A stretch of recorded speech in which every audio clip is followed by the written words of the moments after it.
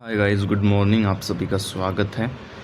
आज अपन लोग देखेंगे प्री ऑपरेटिव कोलिंजियोग्राफी या फिर उसको इंट्रावेनस कोलिंजियोग्राफी भी कहा जाता है।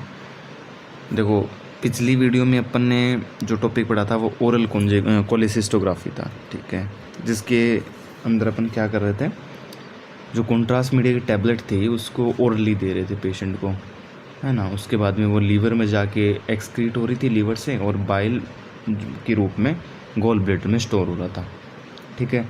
और जैसे ही फिर अपन ने फैट दिया तो क्या हुआ, गॉल ब्लैडर में कॉन्ट्रैक्शन हुआ और जो बाइल था वो रिलीज होके वहाँ से आया डुडीनम में, है ना, सेकंड पार्ट में एम्पुला वेटर में। तो इस टाइम अपने क्या किया, इमेजिंग करी, स्टडी करी, तो अपने को अच्छे से पता चला कि भाई डक्ट में कोई प्रॉब्लम है या फिर कहीं भी दिक्कत है, उस चीज़ का अपने को पता चला, ठीक है। अभी अपन प्री ऑपरेटिव देख रहे हैं। प्री ऑपरेटिव का मतलब होता है ऑपरेट करने से पहले, मतलब सर्जरी वगैरह करवानी है ना, गॉल ब्लैडर को रिमूव करवाना है, उससे पहले डॉक्टर एक बार चेक करने के लिए, है ना, पूरे डक्ट्स वगैरह को चेक करने के लिए, लीवर वगैरह को देखने के लिए एडिक्वेट है या नहीं, है ना, ऑपरेट करने के लिए, तो उसके लिए प्री ऑपरेटिव कोलिंजियोग्राफी करी जाती है। इसको इंट्रावेनस कोलिंजियोग्राफी इसलिए बोल रहे हैं क्योंकि जो कॉन्ट्रास्ट मीडिया है वो अब की बार इंट्रावेनस यानी वेन के थ्रू आप डालने वाले हो, है ना। जैसे आप आईवीयू करते हो ना, जो इंट्रावेनस पाइलोग्राफी है ना, आईवीपी यूरोग्राफी जो है, उसी टाइप से इंट्रावेनसली आप इसको दोगे, इंजेक्शन के थ्रू आप देने वाले हो कॉन्ट्रास्ट मीडिया, इसलिए इसको बोल रहे हैं इंट्रावेनस कोलिंजियोग्राफी। चलिए स्टार्ट करते हैं पढ़ना इसको। कोलिंजियोग्राफी जो होती है वो एक रेडियोग्राफिक स्टडी है, बिल्कुल सही बात है, ऑफ द किसकी, बाइलरी ट्रैक्ट की रेडियोग्राफिक स्टडी है जिसमें कॉन्ट्रास्ट मीडिया को इंट्रावेनसली इंट्रोड्यूस किया जाएगा। इंट्रावेनसली, है ना, मैंने बोला था ना, इंट्रावेनसली आप पेशेंट के अंदर ये कॉन्ट्रास्ट मीडिया देने वाले हो। For evaluation of biliary tract abnormalities, किसको इवेल्युएट करने के लिए, बाइलरी ट्रैक्ट की एबनॉर्मलिटीज को इवेल्युएट करने के लिए इंट्रावेनसली कॉन्ट्रास्ट मीडिया आप देने वाले हो, है ना। वही है बाइलरी ट्रैक्ट, ये देखो यहाँ भी लिखा था, बाइलरी ट्रैक्ट की स्टडी है, बाइलरी ट्रैक्ट का इवेल्युएशन करने के लिए। प्री ऑपरेटिव कोलिंजियोग्राफी वो डन करी जाएगी बिफोर द कोलेसिस्टेक्टोमी। कोलेसिस्टेक्टोमी का मतलब होता है ब्लैडर को आप काट के, है ना, कट करके बाहर निकाल दो, ठीक है, उसको बोलते हैं कोलेसिस्टेक्टोमी। टॉमी जो वर्ड है ना, वो किसी चीज़ को कट करने से रिलेटेड सर्जरी के द्वारा, ठीक है। Surgical removal of gall bladder, देखो तो ये इसका मतलब है। तो प्री ऑपरेटिव कब करी जाती है, जब surgical removal of gall bladder है उससे पहले, है ना, सर्जरी करके गॉल ब्लैडर को बाहर निकालना है उससे पहले करी जाती है। इसके अलावा भी करी जा सकती है, जैसे सस्पेक्टेड गॉल ब्लैडर के अंदर स्टोन है। अब स्टोन वाली कंडीशन कब होगी, स्टोन वाली कंडीशन आप तब करोगे जब आप ओरल देने में दिक्कत अगर पेशेंट कर रहा है, भाई आप कॉन्ट्रास्ट मीडिया को मुंह से नहीं निगल सकता, वो टेबलेट को नहीं खा सकता, या फिर कुछ और प्रॉब्लम है ना, उसी से रिलेटेड, तो उस कंडीशन में आप इंट्रावेनसली देखो कॉन्ट्रास्ट मीडिया देने वाले हो, ताकि जो गॉल ब्लैडर के स्टोन है ना, गोल स्टोन है या फिर कॉमन बाइल डक्ट से रिलेटेड कोई प्रॉब्लम है तो उस चीज़ को देखा जा सके। देखो इसने बोला ना कि जो ओरल कोलिसिस्टोग्राफ में विजुलाइज नहीं हो, मतलब अपन ने पहले ओरल कोलिसिस्टोग्राफी करी थी, उसके अंदर वो चीज़ विजुलाइज नहीं हुई, है ना, उसको देख नहीं पाए अपन, तो उसके लिए फिर प्री ऑपरेटिव या फिर इंट्रावेनस ये कोलिंजियोग्राफी करी जाती है, ठीक है। कोलिंजियोग्राफी डन करी जाएगी जब ओरल कोलेसिस्टोग्राफी जो है वो मेथड फेल हो जाए। तो देखो इसने बोल भी दिया कि ओरल वाला अगर फेल हो जाता है कोलिसिस्टोग्राफी, तो फिर आपको इंट्रावेनस वाला करेंगे, कोलिंजियोग्राफी जो होती है वो करेंगे ना। कोलिंजियोग्राफी जब आ जाता है ना, एंजियोग्राफी किसी वर्ड के अंदर, तो आप यही समझ लेना कि वहाँ पे वेन से रिलेटेड काम होगा, है ना, जो कॉन्ट्रास्ट मीडिया वो वेन के थ्रू जाएगा, ठीक है। वेन की स्टडी, इस टाइप की स्टडी जो होने वाली है वो कोलिंजियोग्राफी के अंडर आएगी, है ना। एंजियोग्राफी जहाँ पे वर्ड आ जाए तो ये समझना। अब कोले का मतलब होता है गॉल ब्लैडर, और एंजियोग्राफी आप समझ गए फिर। तो कोलिंजियोग्राफी डन करी जाएगी जब ओरल कोलिसिस्टोग्राफी जो है वो फेल हो जाए, मेथड फेल हो जाए। क्यों फेल हो गया, due to poor intestinal absorption of oral contrast media. भाई जो आप मुंह से दोगे कॉन्ट्रास्ट मीडिया वो तो कहाँ जाके अब्जॉर्ब होगा, गैस्ट्रो इंटेस्टाइनल ट्रैक्ट में ना, जीआईटी से तो एब्जॉर्प्शन होगा उसका। तो इसीलिए अगर किसी पेशेंट के वो ऑब्जॉर्प्शन कम हो रहा है या हो ही नहीं रहा है जीआईटी ट्रैक्ट से, इंटेस्टाइनल ट्रैक्ट से, तो फिर जो है आपका इंट्रावेनस करना पड़ेगा, क्योंकि इंट्रावेनस तो डायरेक्ट ब्लड में जाता है, तो अब जो डायरेक्ट करने की जरूरत ही नहीं, वो तो पहले से एब्जॉर्ब हो गया एक टाइप से, ठीक है, क्योंकि डायरेक्ट आपने वेन में डाल दिया। तो इस कंडीशन के अंदर आपका ये किया जाता है। फिर इसकी एनाटॉमी देखते हैं बाइलरी सिस्टम डक्ट की। वैसे तो सेम ही है, पीछे अपन पढ़ गए थे ओरल वाले, एक बार रीडिंग मार लेते हैं फिर भी। लीवर सेल सीक्रेट करेंगी बाइल, ठीक है, जो लीवर सेल होती है बाइल सीक्रेट करती है। बाइल में क्या कंसिस्ट होता है, पानी होता है, बाइल साल्ट होते हैं, बाइल लवण होते हैं, बाइल पिगमेंट होते हैं यानी लवक रंग होते हैं, कोलेस्ट्रॉल होता है और फोस्फोलिपिड्स होते हैं।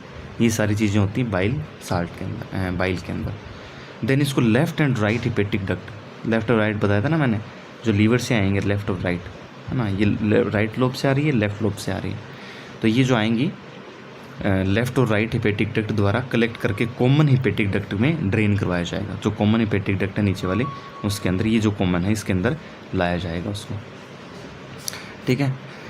लीवर द्वारा प्रोड्यूस किया गया बाइल स्टोर होगा इन गोल ब्लैडर, तो गोल ब्लैडर के अंदर आके स्टोर हो जाएगा वो प्रोड्यूस किया हुआ।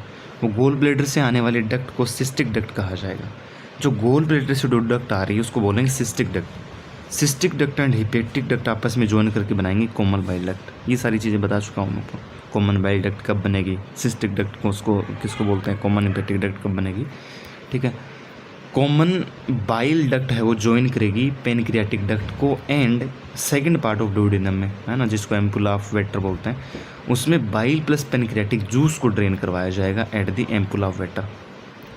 इसने बोल दिया, देखो सेकंड पार्ट में ओपन होगी कौन कौन, पेनक्रियाटिक डक्ट, जो कि पेनक्रियाज आपके अग्नाशय जो होता है, जो इंसुलिन सीक्रेट करता है ना हार्मोन, उसकी बात कर रहा है ये, है ना। उससे आएगी एक डक्ट और एक कॉमन बाइल डक्ट जो आपकी इससे आएगी, एक तो सिस्टिक डक्ट को मिला के बनाएगी और कॉमन हिपेटिक डक्ट को मिला के बनाएगी, वो आएगी। और यहाँ पे डायग्राम भी देखो, यहाँ पे right hepatic duct, left hepatic duct, ये तो आई लीवर से ऊपर वाले, ठीक है।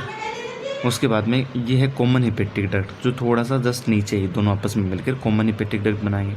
ये गोल ब्लैडर है तो यहाँ पे ये सिस्टिक डक्ट है, इसकी गोल ब्लैडर वाले डक्ट को बोलते हैं सिस्टिक डक्ट। और ये जो दोनों जब आपस में मिलेंगे, ये जो कॉमन हिपेटिक डक्ट है इसको हटा देते हैं वापस, ये जब कॉमन हिपेटिक डक्ट और ये जब सिस्टिक डक्ट, ये और ये जब आपस में दोनों जोड़ेंगे तो मिलेगी कॉमन बाइल डक्ट, ठीक है। तो ये इस टाइप से रहने वाला डक्ट सिस्टम। तो मोस्टली डक्ट का ही एग्जामिनेशन होता है इंट्रावेनस के अंदर, बाकी गोल्डस्टोन भी कर सकते हैं हम, गोल ब्लैडर से रिलेटेड है तो। अब इंडिकेशन किस किस कंडीशन में किया जाता है, देखो सस्पेक्टेड कोलेलिथाइसिस है, सस्पेक्टेड नियोप्लाज्म है, बाइलरी डक्ट स्टेनोसिस ऑब्स्ट्रक्शन, हाँ देखो इसके अंदर स्टोन वगैरह है तो आप लिख सकते हैं डायरेक्ट गोल ब्लैडर का स्टोन है, गोल ब्लैडर का इन्फ्लामेशन है, ये सारी चीज़ें लिख सकते हैं। या फिर इसके अलावा डक्ट के अंदर स्टोन है तो वो चीज़ें भी ऐड हो सकती हैं यहाँ पे। उसके बाद में बाइलरी डक्ट स्टेनोसिस, स्टेनोसिस का मतलब ये होता है, मैं समझाता हूँ आपको। देखिए ये जैसे एक नॉर्मल वेसल चल रही है कोई, ठीक है, ये इतनी चौड़ी है।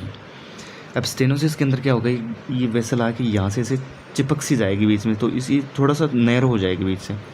देखो यहाँ वाला जो पार्ट है ना, इसको स्टेनोसिस बोलते हैं, नैरोइंग होना, एक टाइप से नैरो हो जाना, संकड़ा हो जाना, ठीक है। और ऑब्स्ट्रक्शन मतलब रुकावट हो। तो बाइलरी डक्ट जो है, जो डक्ट अभी मैंने बताई थी, सिस्टिक डक्ट हो सकती है, कॉमन हिपेटिक डक्ट हो सकती है, कॉमन बाइल डक्ट, उनके अंदर अंदर ऑब्स्ट्रक्शन है, रुकावट है, तो उस कंडीशन में भी करेंगे। अगर ओरल कोलेसिस्टोग्राफी वो सक्सेस ना हो, फेल हो जाए, तो उस कंडीशन में भी कराएंगे। तो आप लिख सकते हैं, ठीक है, इतने अलग अलग बना के लिखोगे आप, अपनी लैंग्वेज में लिख रहे हैं तो और ही बढ़िया है। जैसे स्टोन वगैरह लिख रहे हैं तो कोलेलिथाइसिस की जगह कोलेसिस्टिस लिख रहे हैं, इस टाइप से। फिर आता है कॉन्ट्रा इंडिकेशन, भाई किन कंडीशन के अंदर नहीं करना है। तो सबसे पहले आयोडीन से हाइपर सेंसिटिविटी है तो नहीं करना, सस्पेक्टेड प्रेगनेंसी नहीं करना, हिपेटोसेलुलर डिजीज़ जो है, हिपेटोसेलुलर डिजीज़ का मतलब होता है हिपेटिक सेल से रिलेटेड, ठीक है, हिपेटिक का मतलब लीवर सेल से रिलेटेड डिजीज तो नहीं करना, रीनल इम्पेयरमेंट, किडनी से रिलेटेड प्रॉब्लम तो भी नहीं करना। ओरल कोलेसिस्टोग्राफी डन हुई है विद इन ए वीक, मतलब करंट सप्ताह में आपने ओरल कोलेसिस्टोग्राफी करवाई है तो भी आपको नहीं करना हो, ठीक है। तो मेजोरिटी ऑफ, देखो जैसे अपन ने लास्ट अपन बेरियम में एनेमा पढ़ रहे थे तो उसमें पढ़ा था अपने कि रिसेंट में अगर बेरियम मील हुआ हो तो भी वो कॉन्ट्राइंडिकेशन में आ जाता, तब भी नहीं करना बेरियम एनेमा। तो इस टाइप से जो जो पीछे और प्रोसीजर होते हैं इसमें कॉन्ट्राइंडिकेशन बन जाता है। जैसे इंट्रावेनस के अंदर ये ओरल वाला बन गया कि ओरल अगर कोलेसिस्टोग्राफी हुई है तो फिर आपको ये नहीं करना है। अब इक्विपमेंट की बात करते हैं कि इक्विपमेंट कौन कौन से काम मिलेंगे।